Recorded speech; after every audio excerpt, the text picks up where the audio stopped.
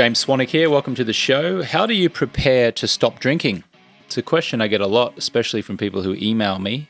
By the way, you can email me at james@alcoholfreelifestyle.com if you like. I read and reply to every message. Just before we get into the plan for preparing to stop, I should say, let me read you a quote from Denzel Washington, the actor, the Oscar-winning actor, who also doesn't drink. You may be surprised to learn that. The comment is, or the quote is, "I made a commitment to completely cut out drinking and anything that might hamper me from getting my mind and body together, and the floodgates of goodness have opened upon me spiritually and financially." It's a very common theme, actually, people who stop drinking and all of a sudden they just, to use Denzel Washington's words, the floodgates of goodness open spiritually and financially. I had a Project 90 graduating client the other day tell me and others on the call that he estimates he has 10x'd, at least 10x'd his revenue in the business as a result of being 90 days alcohol-free. Now, I don't know what he was doing numbers-wise already, but I know he was pretty successful. So let's assume it was maybe $1 million, $1.5 million a year. That's probably modest. He estimates 10 times revenue. Just to be clear, he wasn't saying that he'd 10x'd the revenue during those 90 days. He was saying that he had taken steps and actions that is now moving his company to 10xing the revenue. So the actual dollar amount that he generated, I don't know. He wasn't clear on that, but he was very clear that the actions that he took during those 90 days have set him up to 10x the revenue. I think, if I recall correctly, because he was clear in mind, because he was focused, because he was getting up earlier, he was getting more stuff done and getting more, what's the word I'm looking for?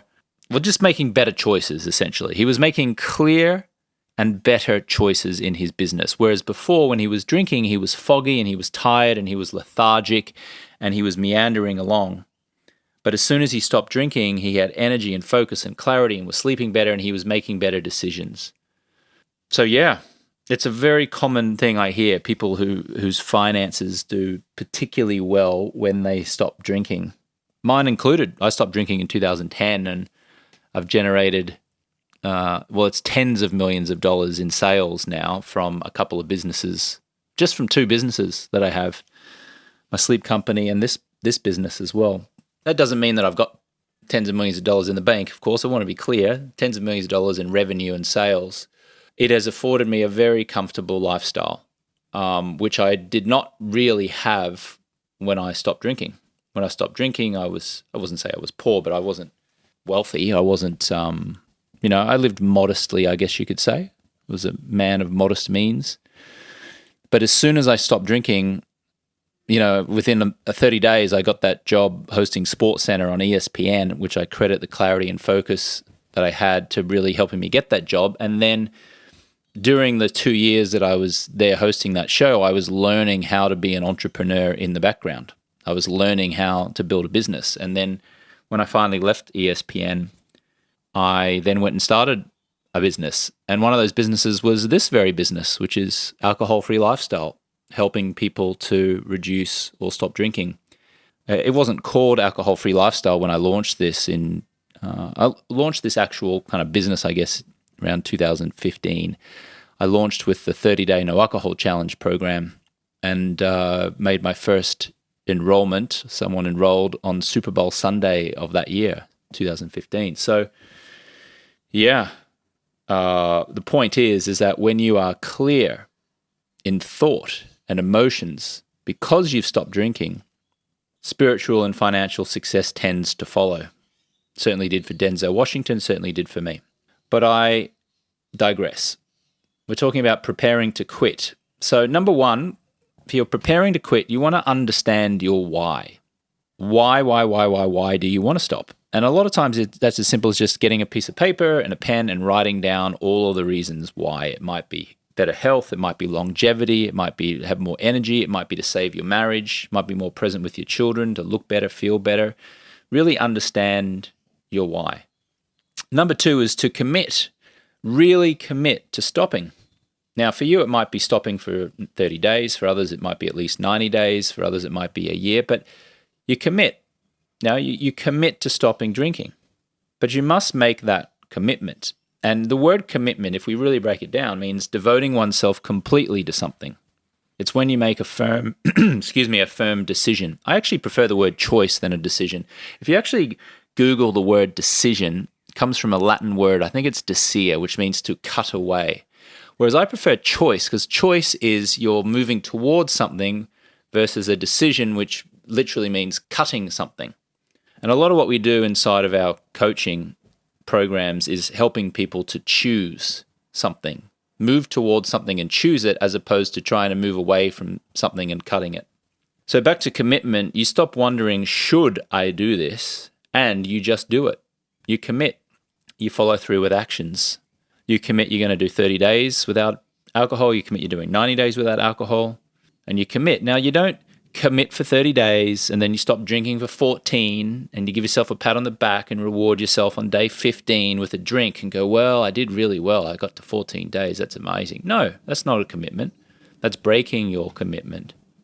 If you're committing to 30 days or you're committing to 90 days, then you commit. You commit. You commit. It's not you do 24 days and then you have a drink and no, you commit to whatever your commitment is. There's a motivational speaker and author, Grant Cardone. You may know him. He's pretty over the top. He's a big sales teacher and business person, and he has this conference called the 10X Conference.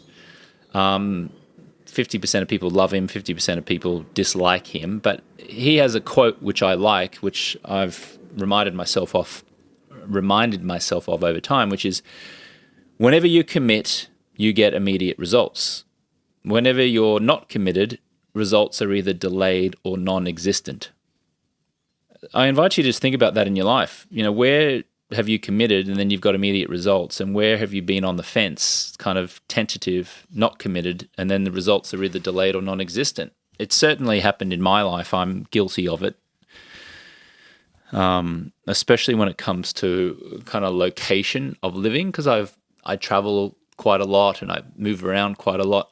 I haven't ever really committed to one place. I've always moved around, and that's been terrific and fantastic for me. But at the same time, if my results are to feel settled and in one place long term, then you could argue that my results of feeling settled are still being delayed or non-existent. So whatever you want to commit to, you really got to commit. We really got to commit. And then when we do, we get immediate results. But when we're not committed, we half-ass it, so to speak, then, as Grant Cardone says, the results are either delayed or non-existent. So I invite you to get laser-focused. There is no retreat. You commit to whatever you're committing to. And for you listening, it might be finally you commit to just booking a call with our team and having a conversation. I know you think, well, many of you probably feel we're really scary and that, oh, what if I commit? What if I actually book this call? Ooh, then I might actually have to take action. I get it. That's pretty scary, because maybe you doubt yourself. Maybe you doubt that you'll actually be able to do it. Maybe you doubt that working with us will cost too much money and you won't be able to afford it and it'll be a waste of time. Maybe you still feel tentative about actually revealing to anyone, a stranger, that, quote unquote, you feel like you have a problem. I get it. It's all resistance. It's all resistance. They're all reasons. And you can probably give me 12 really good reasons why you shouldn't speak to us and get our support, including, oh, I'll just go and do it myself. I'll do it for free. This time I'm really committed. Well, if you've listened to one of my previous podcasts, you'll know that being really committed does not get results necessarily. In fact, it's been proven to be ineffective. The most effective way of getting results that I know of, and that's based on doing this now since 2015, and also having invested in other, let's call it masterminds or programs or groups, is appropriate accountability. And appropriate accountability means that you are in a group of people who are doing the same thing that you're doing, and they're happy and smiling and supportive, and you support them. I'll give you an example. I just literally this morning I went and did an F45 workout. F45 is the group exercise class, which is all over the world now. It was actually formed in Australia, and it's now found its way to the US. David Beckham, the football star, is associated with the brand now. Mark Wahlberg, the actor, as well, is associated with it. I think they're part owners or equity holders in the business. But in any case, the reason why I think that group exercise class is so successful is because it does a great job of ensuring appropriate accountability. Now think about it. If you buy a gym membership by yourself, maybe you go there and you do a workout and you stick to the plan for a while, but then it's very easy to skip it, or when you go there to just kind of phone it in, you don't really push yourself. But when you go to a group exercise class, it starts at a certain time, so you can't be late, so you got to be there. And then when you're there, there are familiar coaches who you know, like and trust, you get to know.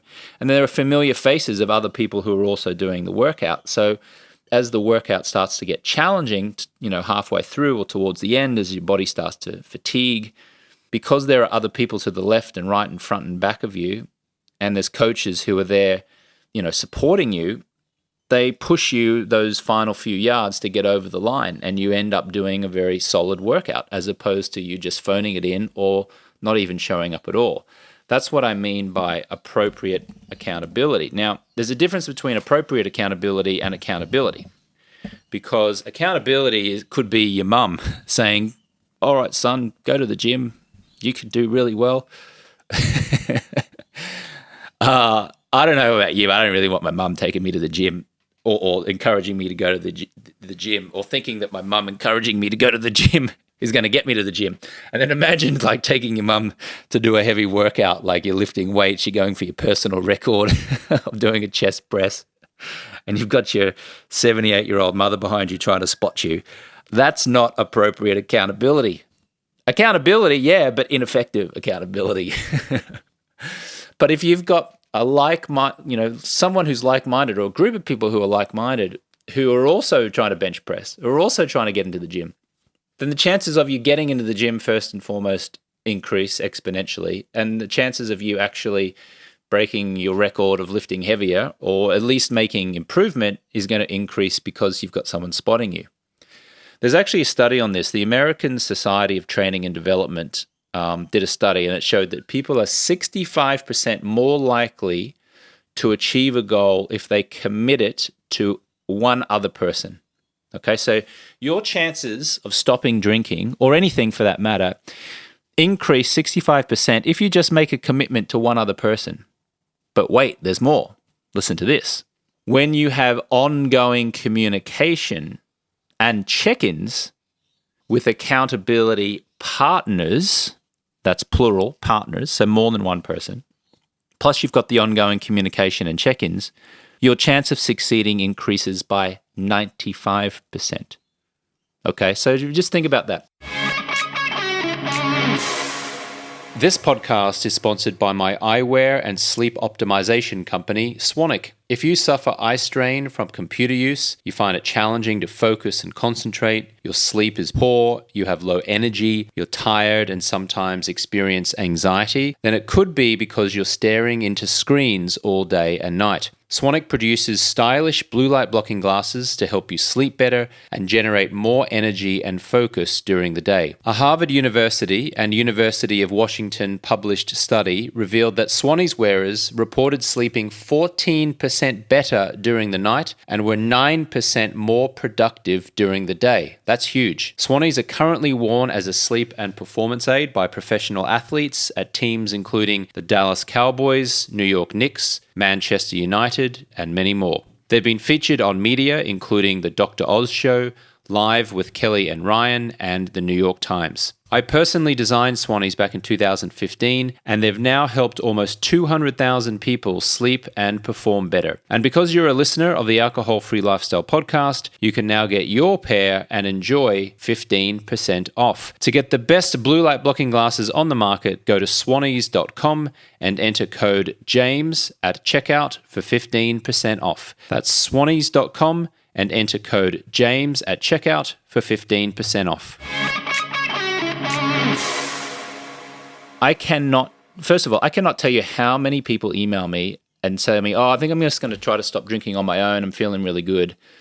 And many of those people, I can't say most because sometimes I don't hear back from them. Many of those people reply 2-3 months later, sometimes years later, and say, oh, I'm still in the same spot I was. I had success for a couple of weeks, but then I went back to the old ways. And in my personal opinion and based on experience, it's because they wanted to go and do it on their own, and they thought that they should be able to do it on their own, and they figured that if they couldn't do it on their own, there must be a problem and that they're broken. Nonsense. Everybody needs accountability partners. Everybody needs coaches. Everybody needs support. And at least according to this study by the American Society of Training and Development, your chance of succeeding anything increases by 95% if you've got accountability partners with ongoing communication and check-ins. That's why inside of Project 90 and our Better AF programs here, where we take paying clients to support them, we have ongoing communication, check-ins, and accountability partners. That's why we don't do one-on-one coaching. It's not as effective as accountability partners. That's why everything is group.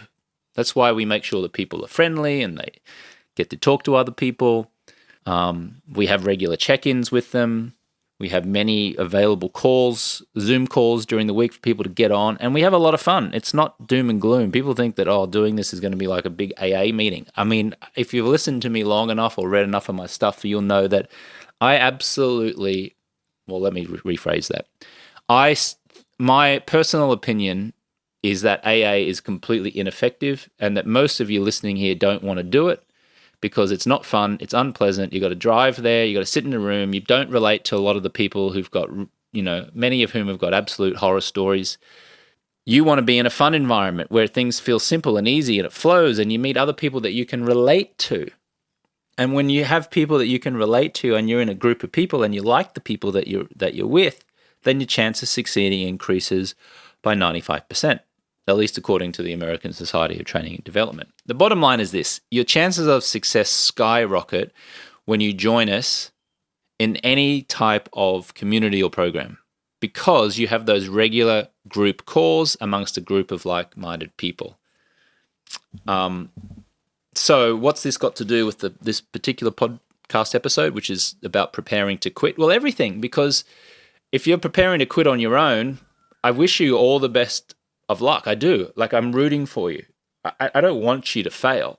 I just think that from my experience, or I know from my experience of doing this now since 2015, you will have a higher chance of failing than not. And I can only say it so many times, and I've said it so many times over the years. And by the way, we're not the only group. You can go and, I don't want this to be a big kind of sales fest or push to try and join our program. You can find other people, you can find friends to be your accountability partners, as long as you're making that commitment. You don't have to do it through us. I think we're one of the, if not the most effective ways to do it. Having said that, there's also this thing that when you invest in yourself, like you invest money into a coach or a community, then you pay attention. It's a simple case of, when you pay attention. You ever been given something for free and you don't really value it that much? But when you pay for something, you save up for it, you invest in it, you value it immensely? It's the same thing here. When you pay attention, you show up. So it's another form of appropriate accountability, just you investing in yourself. To go back to preparing to quit, my invitation to you is you prepare to quit by joining a group. And if you want to explore joining our group, we've got a couple of different ones, then my invitation is you schedule a 15-minute call. I mean, you do have to apply. We don't take everyone. People are under this misconception that just because you book a call that we're automatically going to say, yep, we'll take you, that we'll take anyone. Well, I can tell you that we don't. And if you've ever been on the call, we didn't take you, then you'll know that to be true. Just to be clear, we don't accept people who identify as an alcoholic. We do not. I can't help you. It's not my area of expertise. We also don't accept people who we get a feel for on the phone that they're going to be disruptive. And trust me, we get a lot of those folks. Also, certainly in our Project 90 experience, we take leaders, business owners, entrepreneurs, investors, athletes, folks who are up to big things, but they just haven't been able to knock this alcohol thing on the head. It's the one kind of thorn in the side. And so we'll get folks who don't fit that criteria. And, there's a big financial investment to be in Project 90. And, it's just not a cultural fit. It's not a matter of they just don't have the resources to join. It's just culturally someone who is a 20-something-year-old, for example, who's bouncing from job to job and who's broke and doesn't have any money, is not going to be a good fit for our program. First of all, because they're too young. I think we've had one Project 90 member who's in their 20s in 3 years of doing that. And I'll tell you why, because folks in their 20s, the pain isn't great enough for them. It's only when you get into your 30s, 40s, 50s, 60s, 70s that you realize, wow, all these years of drinking has caught up with me. My health is declining. I'm heading for an early grave or just a very unpleasant remainder of my life. Those folks are the ones who are committed. But people in in the 20s, most of them are still wanting to go out and get drunk and, party. And some of the issues and the challenges that they're facing in their life is completely different to folks who are in their 30s, 40s, 50s, and 60s. Because how can a 23-year-old relate to one of our members who's in their late 40s, married with 2 kids? They can't. It's completely different. Sure, you can relate around drinking, but I don't want someone in their 20s coming onto the call talking about going to nightclubs and getting drunk and not feeling great about that, because 99% of my clients who come into our programs don't go to nightclubs. They've moved on. They're middle-aged. They're older. They've got kids and marriages and businesses and jobs and other things. So anyway, I just wanted to be clear on that. I want to be clear on who we're not for and as much as I'm clear on who we are for. But preparing to quit, here's the thing. The phone call is just a 15-minute, no obligation exploratory call. But many of you, I suspect, are sitting there scared to make that call. And I get it. This is not a criticism. It's just I understand human nature. And I am that way myself. I've been that way myself. Thankfully, I managed to push through that resistance many times, make a call, say yes, join a program, and the results I get are almost always profound. But I can tell you, I've been stubborn. I've resisted for 6 months, a year to do something, and then finally I do it, I get the results, and then I look back at it and go, wow, I wasted that 6 months to a year. And time is our most precious resource, as I'm sure you would agree. So I want to move on, but just a reminder, if you do want to speak to us, if you're willing to lean through that resistance and get some support, and all of this, what I'm sharing makes sense to you, then you can go to alcoholfreelifestyle.com/schedule. The link's also in the description of this episode. You can just click on that. It'll ask you about 6 or 7 questions, your name, your email, your phone number. Tell us a few things about your drinking habits. Tell us a few things about what you'd like to happen. And then it shows up in your calendar, and then we call you. In fact, Coach Victoria English, who's the top coach in my organization, will be the one to call you. And it's not a sales call. It's just a conversation call. There's nothing to buy on that call, 0. But better to be clear on if and how we might be able to support you than sitting there not taking action and delaying and procrastinating. So that's the invitation. I'll move on from that now. Preparing to quit as well. Number 3, remove alcohol from your home.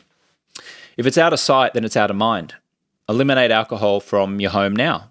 If you see a bottle of wine in the fridge or beer in the cupboard, you'll probably be tempted to drink it. So throw your alcohol away. Or at the very least, hide it in a hard-to-reach cupboard, or put it in a different room, or put it under the bed, or put it in a peculiar spot. My suggestion is that you just remove it completely. If you drive past a liquor store on your way home from work ordinarily, then I just invite you to drive a different route so you don't see it. A few years ago, actually, I helped a client. His name's Jared, and he was exactly 250 pounds when I started working with him. And he wanted to lose weight, but he had this problem, which was he was addicted to drinking Coca-Cola. So much so that he drank a 2-liter bottle of Coke every day. Just imagine that for a second. 2 liters of Coke every single day. I don't know if you know how much sugar there is in that, but it's a lot. And Jared shared with me that he felt emotionally dependent on Coke. So he told me he'd tried to quit, he tried to do exercise, but he just wasn't able to quit the Coke and drop the pounds. And when I dug a little deeper, it turned out that he always bought these bottles of Coca-Cola two ways. The first way was when he would leave work each day. He would walk past a Target store. You know the big retail store, Target? He'd walk past a Target store on his way to the bus stop. And every day after work, he'd walk into the Target store where they were selling 2-litre bottles of Coke. So he would buy a 2-litre bottle of Coke inside of this Target, which was between his work and his job and the bus stop. The second way he bought Coke was when he filled his car up with gas at a petrol station. So he'd go into the gas station store to buy the gas that he was about to put in the car. And then when he was in the gas station store, he'd walk to the refrigerator and he'd grab a bottle of Coke. So what I had Jared do was, what I had him do instead was, instead of walking past the Target store each day, I had him take a different route or different route, depending on whether you're in Australia or America in the pronunciation, take a different route to the bus stop. Now, sure, it added 2 minutes extra to the walk, but he acknowledged he needed to lose a little bit of weight as well. He could probably move a little bit more. So Jared removed the visual cue of the Target store because he took a different route to the bus stop. So therefore, he didn't see the Target store. He didn't walk in. He didn't buy the Coke. Then, as it relates to the gas station, I had him pay for the gas at the pump. So he put out his credit card and he paid for the gas at the pump. Now, there were some occasions, and there are some gas stations around the US and Australia where they don't actually let you pay at the pump. You actually do still have to go into the little store there and pay with the person behind the checkout desk. But there are also many where you can just pay at the pump. And for Jared, he was able to pay most of the time at the pump. And that way he never walked inside the gas station store. Therefore, he never visually saw the Coke. Therefore, he didn't buy it. Therefore, he never drank it. And in 8 weeks, Jared lost 35 pounds. That's a lot. 35 pounds in 8 weeks is a lot. And all he did really was change his routine of walking in front of the Target store at the end of the workday and changing the way that he paid for gas. So I invite you to just think of ways in which you could change your routine. How could you change your routine so you're not singing or being exposed to alcohol, or at least there's not much alcohol? Number 4 on how to prepare to quit. We've been over this, actually. I kind of covered this ad nauseum, didn't I? Which is be accountable. When you know your why, you've committed and you've removed alcohol from your home, make yourself accountable. So if you choose to join us in Project 90 or our other program, Better AF, you get access to a closed group. You get to communicate with other members. Many clients have told us that communicating with the other members is the best part of it, because that's where they can get help from, dozens of people, make friends. They've had people meet up in their hometowns and become friends. I'm just suggesting that you don't rely on brute willpower alone. Let other people support you. There's a book, New York Times bestselling book, The Power of Habit by Charles Duhigg. And in that book, he says, people only change when they are embedded in social groups that make change easier. I'll say it again. People only change when they are embedded in social groups that make change easier. I'll read a quote from his book, actually. I've got it in front of me. It says, when people join groups where change seems possible, the potential for that change to occur becomes more real. For most people who overhaul their lives, there are no seminal moments of life-altering disasters. There are simply communities who make change believable. So, get in a group. Don't try to do it by yourself unless you want to reduce your chances of success. But if you are going to the horse races, for example, and there was a 250 to 1 shot, and there was a favorite who was 2 to 1, what's the chances of the 250 to 1 shot winning? Pretty slim. So I would be putting my money on the 2 to 1 favorite more than the 250 to 1. Maybe we can use a different analogy that doesn't involve gambling. In other words, why would you invest your time and energy into something that has been proven to be ineffective? Why not invest your time and energy into something that's been proven to be effective? And put simply, change occurs amongst other people. So I hope that's helpful. Thank you so much for listening. Just review it. Number 1, understand your why. Number 2, commit. Number 3, remove alcohol from your home. And number 4, be accountable. I hope this helps. Thanks for listening. Catch you on the next one. Here are 5 ways I can support you on your health journey. Number 1, the Better AF group support. You can go to alcoholfreelifestyle.com/betteraf. That is group virtual coaching to help you to stop drinking. The YouTube channel at alcoholfreelifestyle.com/YouTube. The book, Alcohol Freedom Formula, can be found at alcoholfreelifestyle.com/guide. My liver cleanse from my supplements company, Swan Vitality, at swanvitality.com. And protect your eyes from screens by wearing a pair of Swannies blue light blocking glasses from my sleep company, Swanwick Sleep. You can find that at swannies.com. Catch you on the next one.